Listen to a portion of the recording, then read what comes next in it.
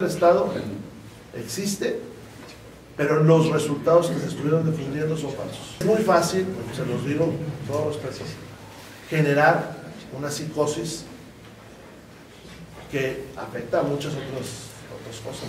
Es decir, si nosotros no somos objetivos, podemos afectar a otros padecimientos, podemos trastornar los hospitales y que pasen cosas de otro tipo. La Secretaría de Salud del Gobierno del Estado, porque existe la ley federal, existe la ley estatal, y porque es un tema de coordinación, igualmente sale a reducir esto.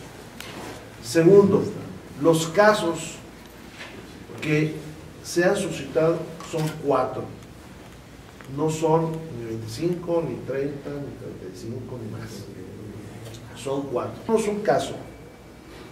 En ese marco de la confusión que se puede generar, se verifica en laboratorios estatales, bueno, primero en el diagnóstico, en laboratorios estatales y en laboratorios federales, y del clima que se empezó a crear, en el cual, lo digo con todo respeto, todos opinábamos cuando hay un mecanismo para saber qué está pasando y que no se ha disparado más allá de lo que desgraciadamente es normal, porque a mí me gustaría que no muriera nadie. Siguiente cosa, este es del gobierno del Estado. Nosotros no ocultamos ningún resultado de nada.